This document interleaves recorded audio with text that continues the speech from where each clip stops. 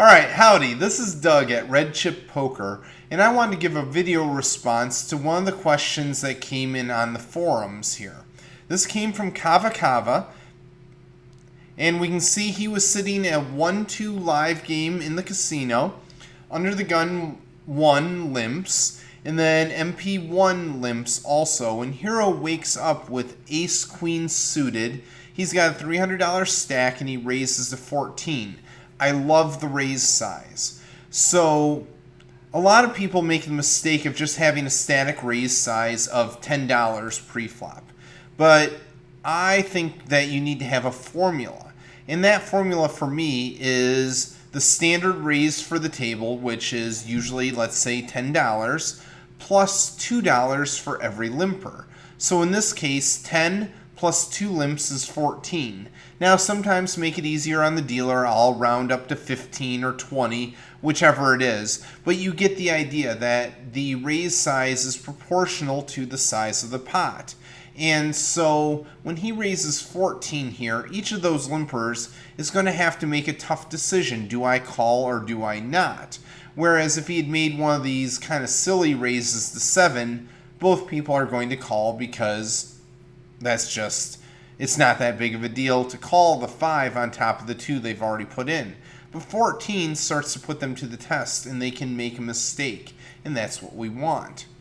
So we end up with the big blind and MP1 calling, and so we have $45 in the pot, and the flop comes out Ace 2-7. This is pretty ideal for us. We're in position, third of 3 players, and we've got the initiative, and we just flopped top pair second kicker. Well, we really don't believe anyone is going to have ace king here, and we don't think anyone's going to have 2 pairs. There might be sets out there, but the real fear on a board like this is really going to be the flush draw. That's what everyone's thinking about on this kind of board. And this is where I start to think that Kava Kava made some mistakes. He looks at this board, both players check to him, there's 45 in, and he raises to 24.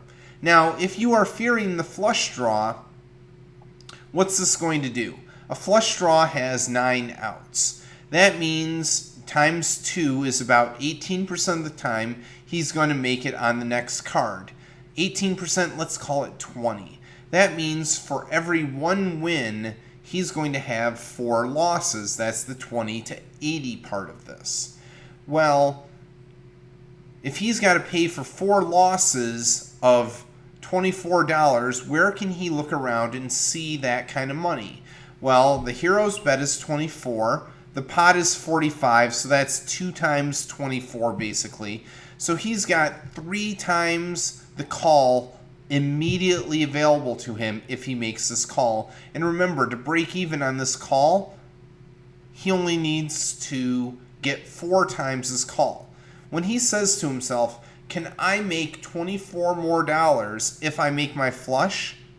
The answer is yes. And especially with 2 players in, if the first one calls and the second one has a flush draw, he can call with direct odds to at least break even. So this is not a good bet into this pot. When the board is wetter like this, you need to make a bet that punishes people for drawing against you with a made hand. And that means instead of $24, I would have said 40, maybe 35, maybe 45, depends on how I'm feeling and what I think of the other players.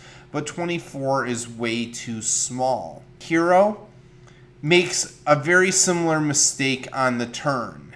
With 120 in, he bets half pot again, and again, he only needs 4 times that call to break even on the flush draw, so I think that bet is too small to protect against the flush draw and to make money off the flush draw when he draws incorrectly. So we're going to kind of neglect the rest of this hand because I think the real lessons here were on the flop and on the turn, if you're going to bet here for value, which I believe you should be with ace-queen, you need to make those bets bigger so that it is a mistake for villain to call with a flush draw. In this case, he correctly, or basically correctly, called with his flush draw on both streets, and there you go. It turns out this villain didn't make any additional money on the river with his flush draw, so technically his draw was bad on the turn, but I still think Hero made a mistake here. Alright, if you like this kind of thing, check back at the Red Chip Poker forums, subscribe to our videos, and we'll see you around the table.